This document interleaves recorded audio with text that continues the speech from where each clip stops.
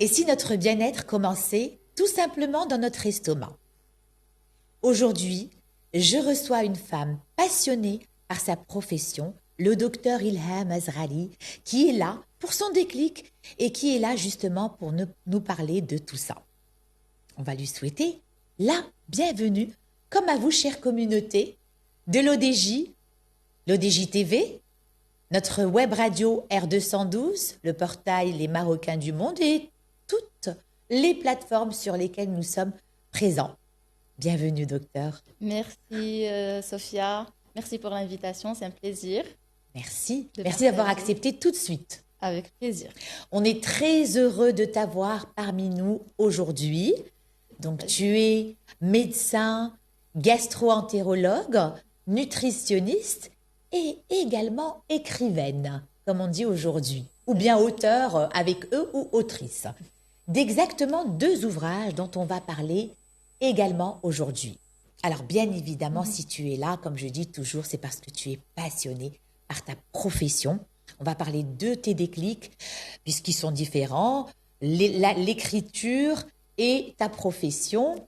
Et on va parler de ton actualité, on va parler de ton vécu, comment tu en es arrivé là, tes déclics, comme je l'ai dit. Alors, si tu veux rajouter quelque chose par rapport à ta présentation, je te laisse la parole. D'abord, ça me fait énormément plaisir d'être là. Le partage, ça fait partie de toutes ces casquettes, en fait. La médecine, l'écriture, c'est la communication, c'est le partage d'expériences, que ce soit dans un sens ou dans l'autre. Très bien. Et donc, ça me fait plaisir de partager avec la communauté mon histoire et mes inspirations. Merci beaucoup. Alors, je sais que tu as un slogan que j'aime beaucoup. C'est ton slogan, on va dire, mentor, voilà, qui anime tes journées, tu me l'as dit en off, hein, et c'est « Listen to your gut ». J'aime beaucoup. Est-ce que tu peux nous expliquer ce slogan? Qu'est-ce que ça veut dire?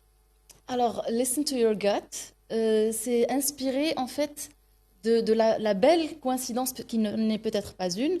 En anglais, le mot « gut », ça signifie en même temps l'intestin, oui, en même temps donc, le tube digestif en quelque sorte, et en même temps c'est l'instinct. On dit gut feeling, what does your gut tell you?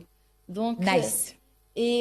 Quand on dit listen to your gut, c'est en même temps s'écouter écouter son tube digestif, qui me va, parce qu'en fait, en tant que gastro-entérologue, je n'arrête pas de le répéter à mes patients et à mon entourage. Mais en fait, ça veut aussi dire qu'à l'intérieur de notre corps, il y a quelque chose qui est aligné avec notre instinct. Ce n'est pas juste des messages sur notre santé, c'est aussi des messages sur ce qui nous va ou nous va pas, c'est sur notre chemin, notre parcours, ce qui nous passionne moins. Donc, en écoutant notre corps, en fait, on se donne la chance d'être aligné avec soi. Très bien. Des messages, j'aime beaucoup ce mot « message ». Donc, écouter son estomac, c'est écouter les messages qu'il nous envoie ou qui nous renvoie à ce qu'on lui donne aussi, ce qu'on mange, la nutrition notamment, ce style de vie nutritionnel, est-il équilibré ou pas? Et puis on est différent justement, on réagit différemment et ça c'est très important justement de s'écouter. Est-ce qu'on peut dire que mieux digérer c'est mieux vivre? Ça va dans les deux sens. Quand on est l'apport nutritionnel, c'est tout ce qui rentre, en fait, tout ce qui rentre dans notre corps. Et il n'y a pas que l'alimentation qui rentre. Il y a plein de choses qui rentrent. C'est-à-dire, il y a notre vie, les événements, il y a plein de choses qui vont rentrer. Et la digestion, c'est comment nous, on réagit, on se comporte par rapport à ça. Si on digère fluidement l'alimentation, c'est un petit miroir de notre digestion de la vie, des événements, des hauts et des bas. Une digestion qui est bloquée, parfois il y a quelque chose qui ne passe pas, ou alors qui est rejeté, ou alors qui est trop souvent évacué, pas assez digéré. Il y a tellement de parallèles entre le chemin personnel et entre la digestion que ça m'inspire tellement. Et puis l'alimentation, c'est le petit symbole qui représente tout ça. D'accord. Donc si on vit heureux, on digère bien. Si on digère bien, on est heureux. Ça va dans les deux sens. Très bien. Donc, en fait, vous faites bien de le dire, puisque je pense que plusieurs d'entre nous, notamment moi, lorsqu'on va parler de digestion, on va tout de suite faire le lien avec l'alimentation. Alors qu'en fait, c'est tout un style de vie, c'est notre environnement de près, de loin, c'est notre réaction émotionnelle, c'est en fait tous les messages extérieurs qu'on va intérioriser, donc qu'on va consommer, si on peut parler de consommation. C'est pas seulement les aliments qui vont donc interagir avec notre estomac, et ça, on le ressent au quotidien lorsqu'on en prend conscience, tout simplement. Et je vous cite, vous dites, la nutrition est au centre de notre santé, ne l'oublions pas. J'aime beaucoup, ne l'oublions pas. Qu'est-ce qui nous fait oublier ça dans notre quotidien? Si je peux vous poser cette question. L'alimentation est devenue une sorte de... nos repas sont une sorte d'automatisme finalement, hein, vu le style de vie moderne entre guillemets. La responsabilité. Exactement. Et cet instant sacré qui est l'instant du repas, et ce choix très important qui est le choix des aliments, il est devenu secondaire alors qu'il est principal. Et Bravo. La nutrition est au centre de la santé parce que en fait, c'est notre carburant essentiel, pas que sur le plan énergétique, mais sur le plan de variété, de diversité. C'est toute une psychologie, l'alimentation. C'est une société. Les aliments constituent une société. Il y en a beaucoup, il y en a de différents types avec des rôles différents. Très bien. Et donc, que tout cela devienne un automatisme qui parfois est relégué à la survie, c'est dommage parce que ça nous fait passer à côté de certains plaisirs, ça nous fait passer à côté d'une santé et d'une hygiène de vie qui peut être fragilisée. Voilà. Ça bouscule d'un côté à l'autre. C'est très bien. C'est juste l'assiette. En fait. Exactement. Merci pour ce message.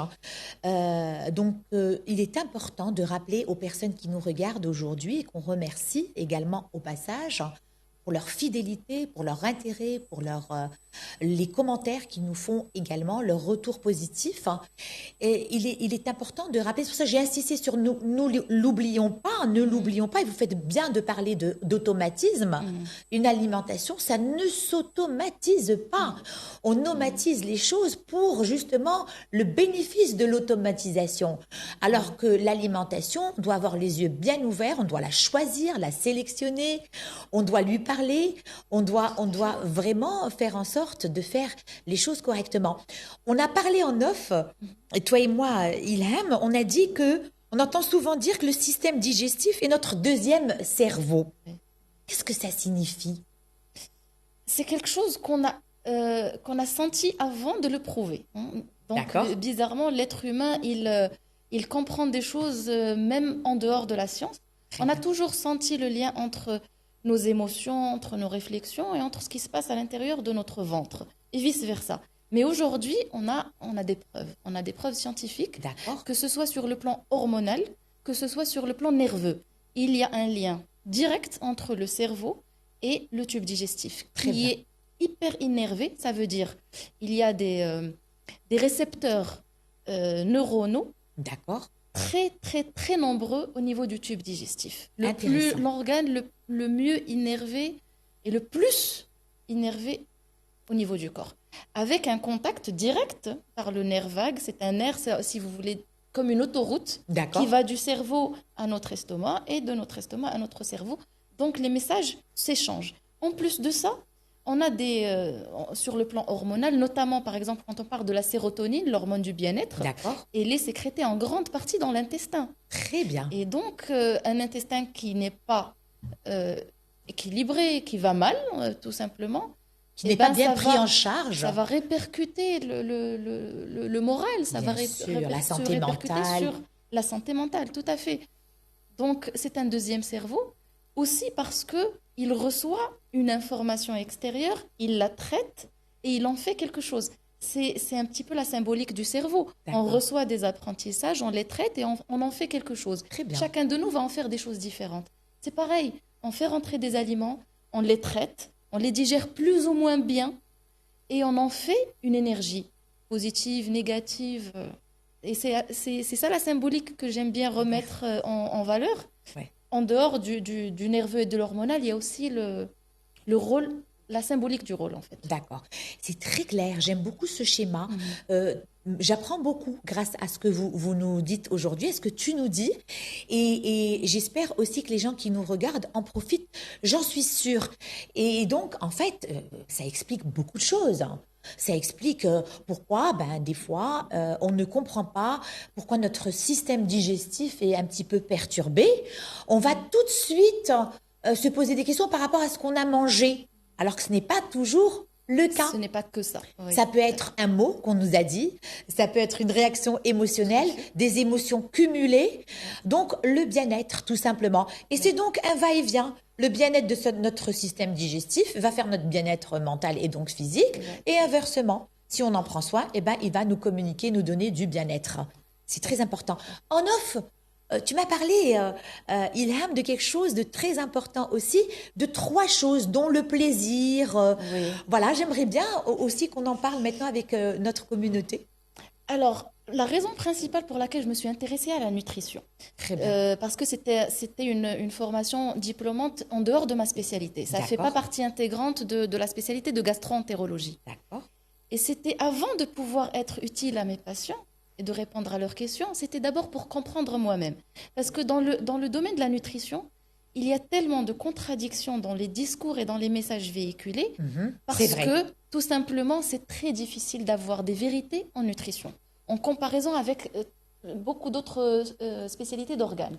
C'est-à-dire, quand on essaie un produit, un médicament sur une maladie, on fait un essai clinique, on a un échantillon représentatif, on a des statistiques à la fin, ça nous permet de dire ça marche pas, ça marche pas assez.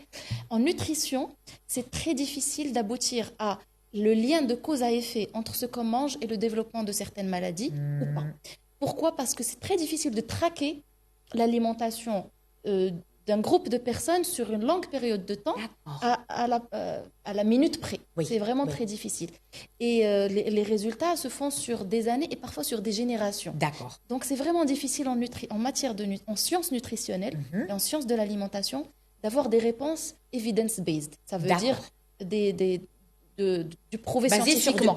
Basé sur des évidences scientifiques. Pour ces raisons, on a donc beaucoup de conclusions qui sont basées sur des hypothèses, sur des rationnels qui sont différents d'un médecin à l'autre et qui aboutissent à des recommandations, à des conseils différents. Il faut boire du lait, il ne faut pas boire du lait, il faut manger de la viande, il ne faut pas manger de la... Vous allez trouver des médecins qui sont formés très très bien en matière de nutrition, et un groupe dit ça et l'autre groupe dit exactement le contraire. On se perd facilement. Moi j'adore parce que c'est bien de parler de ça, Ilham, parce que nous, consommateurs, on est perdus.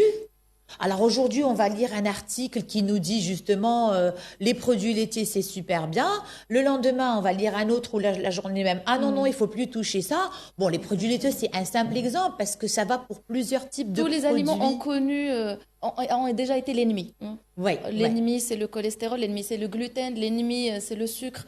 On a passé tout dans cette catégorie et à chaque fois on a besoin de choisir bizarrement un ennemi à éviter pour être en bonne santé. Ce n'est pas aussi simple. Et puis je vais aller même plus loin pour des maladies qui sont plus importantes parce que j'ai connu ça de près avec des membres de ma famille où on va leur conseiller d'éliminer certains aliments. D'autres spécialistes vont dire non, vous pouvez les garder. Exactement.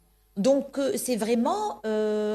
déroutant. C'est déroutant, je vais dire même plus, parce que lorsqu'il s'agit de personnes souffrantes, donc fatiguées psychologiquement, ça peut vraiment être lourd. Donc merci d'en parler. Qu'est-ce qu'il faut faire à ce moment-là ? À quoi il faut faire confiance ? Alors justement, quand j'ai vu toutes ces questions, j'ai décidé d'aller étudier la nutrition. D'accord. Et les premières questions, et je remercie beaucoup mes mentors en nutrition. C'était des éminents nutritionnistes français à la fois de Strasbourg et Montpellier, je me souviens.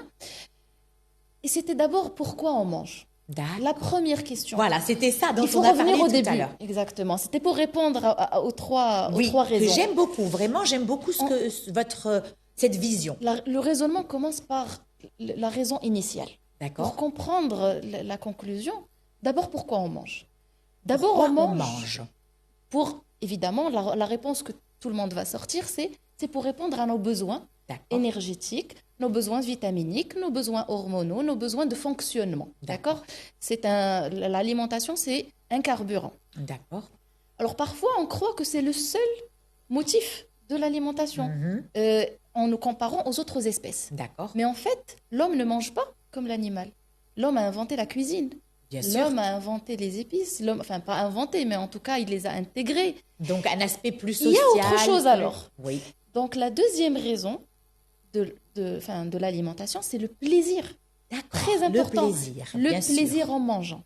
Et la troisième raison, c'est pour les liens sociaux. Voilà. Et ça, au Maroc, c'est quelque chose qu'on sait. Fondamental chez nous. Là encore, on le sait sans l'étudier.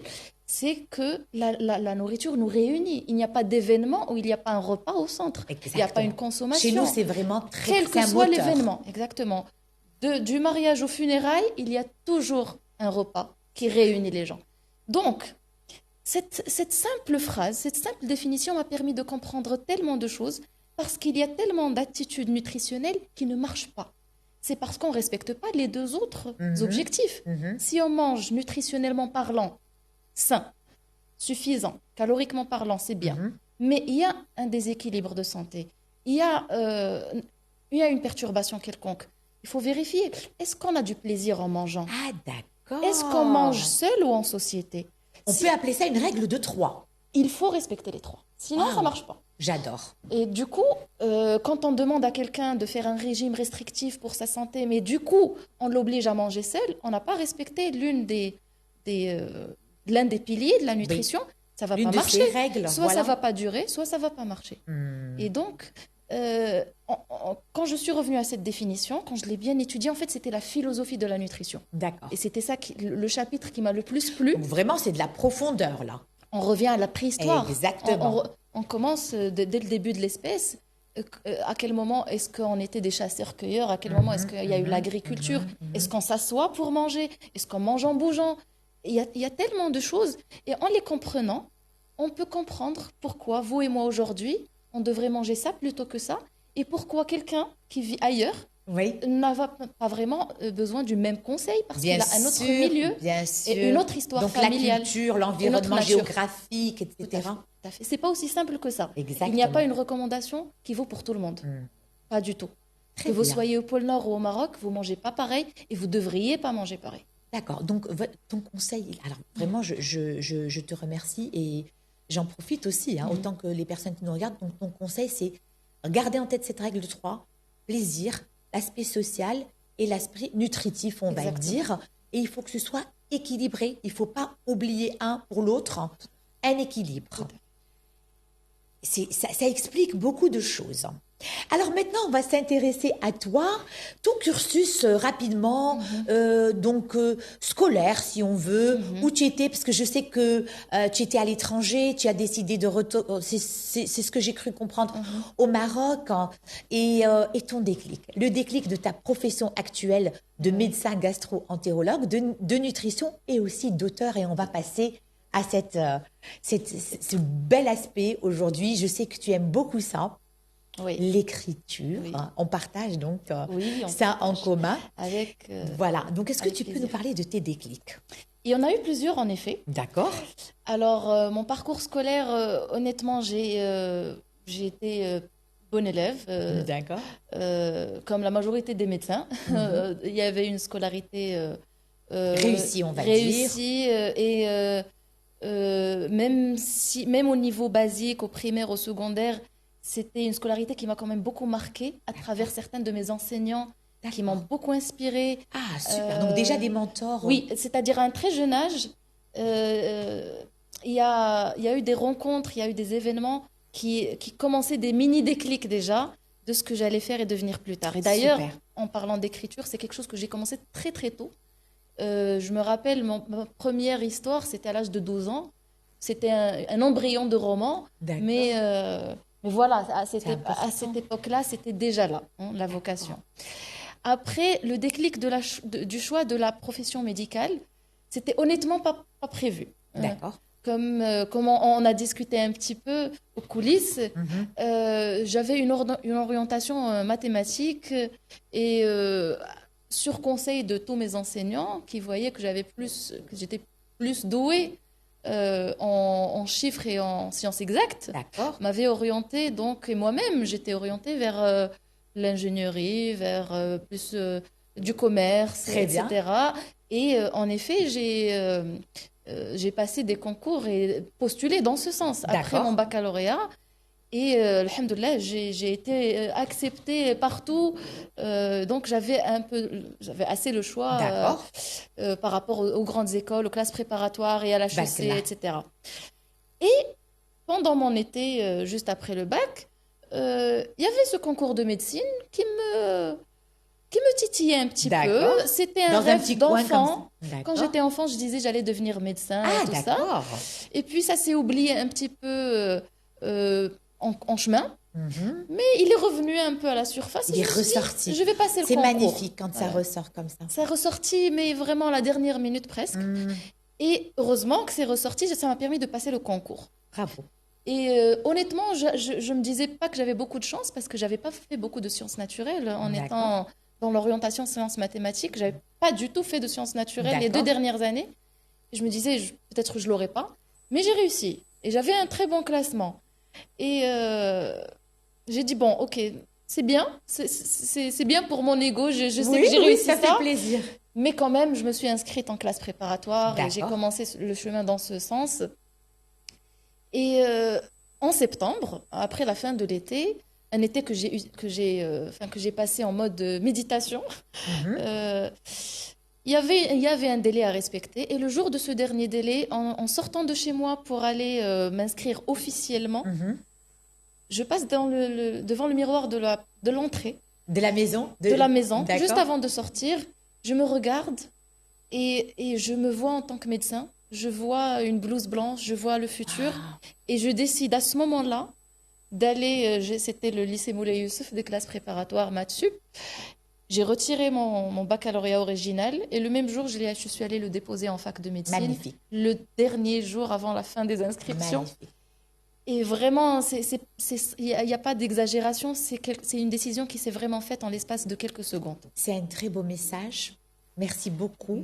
C'est pour ça que j'ai appelé cette émission Déclic. C'est un déclic. Il y a des déclics dans la vie, il faut les écouter. Parce qu'en fait, ce regard dans le miroir, il est tellement important. On le fait, moi je le recommande dans ma profession de coach. On doit se regarder. Alors, le miroir physique, s'il est là, c'est bien. S'il nous reflète quelque chose, c'est bien. Mais on peut aussi se regarder autrement. Oui, justement, s'écouter, écouter les signaux. Tout à fait. Exactement. Bravo. Se regarder autrement. Il faut s'écouter. Voilà. C'est important dans la vie. C'était le premier déclic. C'était pour moi un virage quand même. D'accord. Qu'il fallait justifier auprès de tout le monde. Ah bon, comment, pourquoi? Et il fallait continuer à y croire parce que quand la décision avec soi, c'est simple, plus ou moins. Mais après, comment elle est accueillie et comment elle est parfois discutée, parfois critiquée. Là, c'est encore plus difficile de garder sa confiance, la position et sa décision malgré l'environnement qui dit que voilà ce que tu es censé faire. Le mot censé. Merci de parler de dire se justifier. Il fallait se justifier. Il fallait se justifier. On doit se justifier, c'est dommage. Parce que je vais en parler parce que c'est très important. Dans notre société, on a des liens familiaux qui sont sacrés. Et ça, c'est bien. C'est ce qui fait aujourd'hui notre force culturelle. Maintenant, il ne faut pas que ça devienne pénalisant. Justement, lorsqu'on s'écoute et qu'on choisit, on sent ce lourd fardeau de se justifier à ceux qui nous aiment parce qu'on veut pas leur... Parce qu'on a tous connu ça. Oui. Comment tu as fait? On a cru en toi, on t'a encouragé? Un conseil dans ce sens? En majorité, non. Même il y a quelques-uns de mes enseignants de maths, je me rappelle, qui étaient déçus. Non, comment ça va? Tu vas gaspiller ton potentiel. Aïe, aïe, aïe. Tu vas gâcher tes capacités. C'est une phrase que j'ai beaucoup entendue. Et médecine, tu sais... c'est violent. Oui, ça peut l'être. Surtout quand on a fait quelque chose parce qu'on s'est écouté soi. Exact. Ça nous fait douter de soi-même, Bien en fait. sûr. Et franchement... Et on peut abandonner. Il y a des gens qui abandonnent. Exactement. On m'en parle, il y a des gens qui abandonnent. Exactement. Et il ne faut pas. J'ai eu cette force et cette chance d'avoir eu la foi en ma décision. Bravo. Pour dépasser ce cap. Et après 3 ans, les 2 premières années de médecine, j'avais toujours ces commentaires. Mais au-delà de la troisième année, quand la particularité de la 3e année, c'est qu'on commence à faire des stages au milieu hospitalier. Il n'y a pas que des cours. Voilà. D'accord. Quand on est passé au terrain et que j'ai commencé le contact avec le patient, tout le monde autour de moi a bien compris que je n'étais faite pour rien d'autre que ça. Très bien. Il fallait me voir en direct, peut-être. D'accord. Et à ce moment-là, les voix se sont un petit peu atténuées, mais pendant 2 ans, il fallait tenir et il fallait dire je sais ce que je fais aux autres et à moi-même. Je sais que j'ai bien choisi, j'ai bien choisi. Et même en fac de médecine, quand on faisait autre chose avant, et on a d'autres méthodes, parce que le background de mathématiques, ça fait qu'on a d'autres méthodologies de travail. C'est pas comme les sciences expérimentales. Le raisonnement est différent. D'accord. Donc déjà, on se sent un peu différent par rapport aux façons de travailler des autres. Oui. Mais donc voilà, il fallait tenir. Donc en fait, le message, c'est que c'est déjà pas facile de changer de cap, de le décider, de s'écouter, d'écouter son fort intérieur, son choix. Donc franchement, on pourrait éviter que d'autres viennent décider à notre place, même les plus proches qui sont bienveillants, en fait, ils le font par amour. Oui. Je sais très bien ce que c'est parce que moi, j'ai changé de cap à plusieurs reprises. Merci beaucoup. C'est un très beau message. Je te remercie et c'est à ça que sert cette émission. Alors maintenant, on va parler de tes ouvrages. On va passer à l'écriture. Je sais que tu as écrit 2 ouvrages, aussi participé à une espèce de prose en arabe. Tu as écrit 2 ouvrages en français.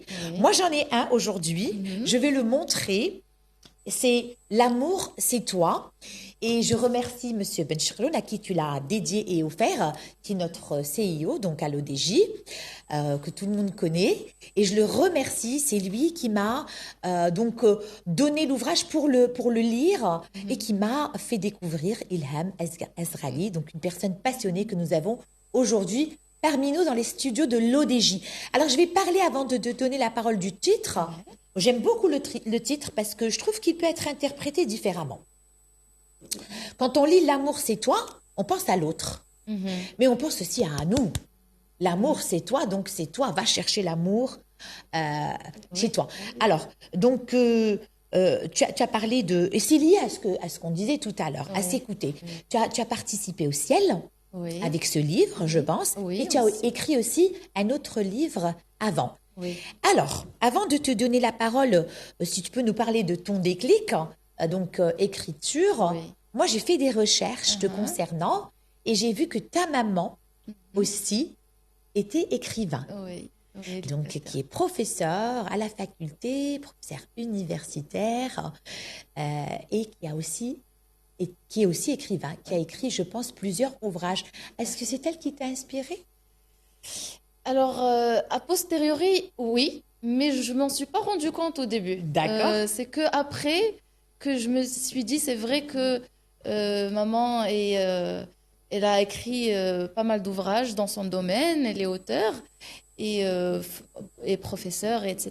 Donc, cet amour de la transmission et du partage, je le tiens peut-être d'elle, mais en tout cas, c'est clair que grandir dans ce milieu où on voit quelqu'un écrire, publier, où on voit le nom de sa mère sur les livres dans la bibliothèque, c'est pas rien. Mais après, ça résonne en nous aussi parce que c'est nous.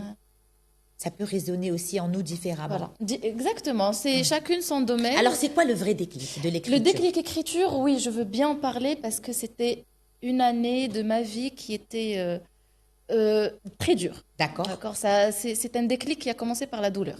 Donc, une épreuve. C'est pas du joyeux comme le choix de la médecine et tout ça. Alors, la fameuse année du Covid, j'ai perdu 2 proches, dont mon père, et dont ma tante maternelle, qui était médecin et qui m'a donné envie d'être médecin depuis que j'étais petite. Ces 2 personnes sont décédées à 6 mois d'intervalle. D'accord. Et c'était 2 personnes auxquelles je m'identifiais d'abord. Et c'était des personnes très charismatiques et des mentors, des mentors, voilà, avec énormément d'impact dans ma vie. Quand elles sont décédées très précocement quand même, elles étaient tous les deux étaient jeunes et en pleine santé, en pleine santé et aussi en plein don de soi. C'est une période productive où ils sont partis. Je comprends. Et le déclic était pour moi la présence de la mort. Je ne parle pas là tout de suite du deuil, de la tristesse, c'est autre chose, bien sûr, c'était là. Mais le déclic, c'était regarder la mort ça fait partie de devant la vie, soi, en fait. très très proche. Un parent, c'est pas rien. C'est traumatisant, c'est choquant. C'est pas le grand-parent, c'est pas l'oncle, c'est très direct. Et c'est un décès qui ne porte pas que le deuil et la douleur, il porte aussi une crise identitaire. Quand le père est mort, on se dit mais qui je suis, pourquoi je suis là, qu'est-ce que j'ai fait pour lui, alors s'il n'est plus là, pourquoi je dois continuer. La remise en question. Il y avait une grosse crise d'identité à ce moment-là. Et en conclusion, le déclic s'est passé, la mort, elle donne un sens à la vie, puisque en tant que quelqu'un qui... une romancière, c'est-à-dire le storytelling, j'adore ça. La mort donne un sens à la vie. La fin, aucune histoire n'a de sens quand il n'y a pas la fin. Et on a en nous, même s'il y a beaucoup de genres littéraires différents, avec une fin heureuse, une fin malheureuse, mais en tout cas, la fin a toujours un sens. On a ce besoin. Quand on est dans l'absurde, on n'est pas satisfait. La fin doit toujours avoir un sens et une morale. Et la mort, c'est la fin de l'histoire de notre vie. Donc, en regardant la mort comme ça en face aussi proche, je me suis dit, je suis en vie, je vais mourir, mon histoire aura une fin, et donc elle doit avoir un sens. Et je ne veux pas finir cette histoire en vain.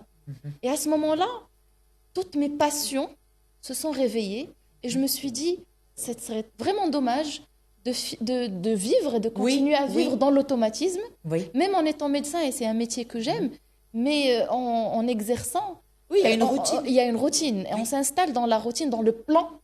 La routine, c'est un peu la mort, donc il faut toujours en être conscient. Voilà. Là, je me suis dit, si je veux écrire la fin de mon histoire, quelles sont les morales que j'ai envie de donner? Quels sont les sens que je veux que ma vie donne? Et là, tout de suite, j'ai voulu publier. J'écrivais depuis toujours, j'ai jamais arrêté d'écrire. Mais le déclic, c'était la publication. C'était d'en faire une carrière. Merci. Et c'était la mort. C'est pas heureux, mais merci. C'était ça. Je te remercie de nous parler avec ton cœur de ce moment important, ce déclic douloureux. Souvent, il y a des déclics douloureux. Est-ce que maintenant, tu peux regarder la caméra qui est en face et dire à notre communauté où on peut trouver tes livres, tout simplement? Alors, j'ai écrit L'Internat et L'amour, c'est toi. Ils sont dans les librairies de Rabat, surtout, mais aussi à Casablanca, Tanger, dans Marrakech. Toutes les librairies au Maroc. Pour l'instant, L'amour, c'est toi, il est peut-être surtout présent à Rabat. Il y a eu c'est un petit peu épuisé autour. Et vu que je suis de Rabat et sur Rabat, c'est plus facile d'alimenter les librairies à Rabat.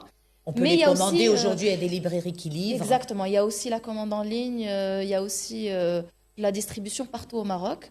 L'Internat, mon premier ouvrage, est aussi présent à la FNAC. Et donc, il est en distribution internationale. Très bien. Et voilà. Très bien. Alors moi, je recommande celui-ci. Je vais lire l'autre également, qui parle des années de votre internat, donc pendant vos études. Et on va passer au test déclic. Imaginons si tu étais ou tu n'étais pas, qu'est-ce que tu serais? 3 ou 4 petites questions. D'accord. Ok, on y va? On y va. Alors, imaginons si Ilham n'était pas un être humain, tout simplement, ni médecin, ni écrivain, ni être humain. Si elle ferme les yeux, qu'est-ce qu'elle serait? Dauphin. C'est vrai? Pourquoi? J'adore. J'ai l'impression que c'est un animal qui est en même temps intelligent et joyeux. Le dauphin. Oh. Tout le monde aime le dauphin. Tout le monde aime oui, j'adore cet animal. Et à chaque fois que j'en vois un, c'est une bouffée de joie. Super. Imaginons maintenant si Ilham ferme les yeux et si elle est un mot, un seul mot, puisque Ilham se décrit comme une femme qui jongle entre les mots et les mots. J'adore. Oui. Mot M-A-U-X, bien sûr, et mot M-O-T-S. Quel mot choisirais-tu? Inspiration. Et c'est aussi mon prénom, en fait, Ilham. C'est vrai, inspiration. C'est beau. J'aime beaucoup. Très bien. Alors, une dernière question. On va imaginer maintenant que Ilham est un pouvoir magique. Elle a une baguette. Elle peut transformer quelque chose ou faire quelque chose. Une espèce de déclic, on va dire.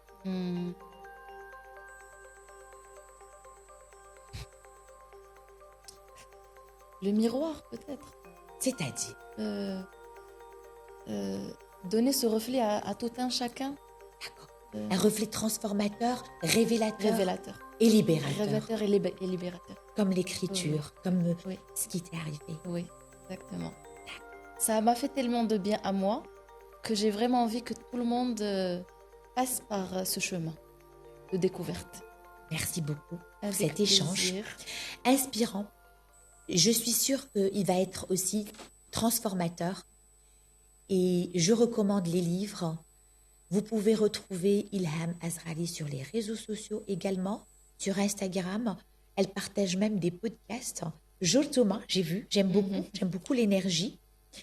J'aime bien parce que c'est très dynamique et en même temps, on peut comprendre facilement certaines choses, répondre à des questions que nous, les novices, qu'on ne connaît pas la médecine, et aussi sur LinkedIn. Et je vais, pour le clap de fin, te donner ce mot de la fin comme je fais avec tous mes invités. Regardez cette caméra. Et j'ai une question pour le mot de la fin. Comment concilier plaisir de manger et alimentation saine sans tomber dans les excès ni la frustration? Simplement, un message ou deux. Alors oui, c'est vrai que c'est une question difficile et le secret repose dans le temps et la patience. D'accord. On ne peut pas changer d'habitude alimentaire du jour au lendemain. D'accord. Ce sont des habitudes qui se sont construites sur toute une vie. Donc, patience, on peut tout à fait, il faut y croire aussi. La foi, c'est très important, c'est ça qui nous fait patienter. Il faut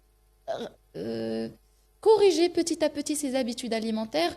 Moi, je donne un exemple en parlant de légumes. C'est quelque chose qu'en général, on n'aime pas trop, surtout quand on parle aux enfants, aux adolescents.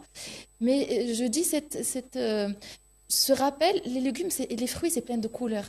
Oui, c'est vrai. Et les couleurs, c'est un plaisir.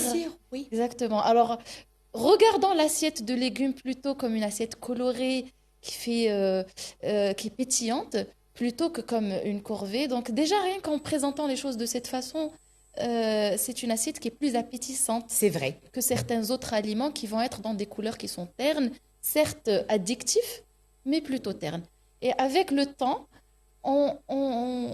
plus on mange des choses qui sont bien pour nous, moins on aime, moins on prend du plaisir à manger ce qui n'est pas bon pour nous. C'est vrai. Je vous promets, c'est une promesse de médecin.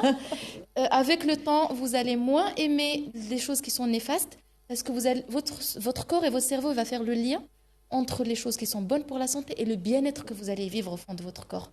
Et à partir de là, vous allez rejeter d'une façon spontanée tout ce qui est... le moins bon.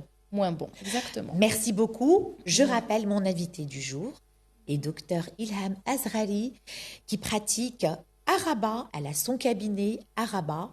Donc, vous pouvez la retrouver sur les réseaux sociaux ou si vous souhaitez en savoir plus, régler votre alimentation, appliquer la règle de 3 dont elle nous a parlé, plaisir, nutrition et société, relations sociales. Ne pas être frustré, apprendre à choisir le bon, colorer votre assiette, raconter une histoire dans votre assiette, eh bien, vous pouvez tout simplement la contacter. Et moi, je vous dis à bientôt pour un nouveau déclic et je remercie Ilham. Merci beaucoup, c'était un grand plaisir. Merci, à bientôt. À bientôt. Retrouvez Déclic sur notre chaîne YouTube l'ODJ Média. La rediffusion sera sur notre web radio R212 rubrique Les Marocains du monde et retrouvez-nous également sur les réseaux sociaux.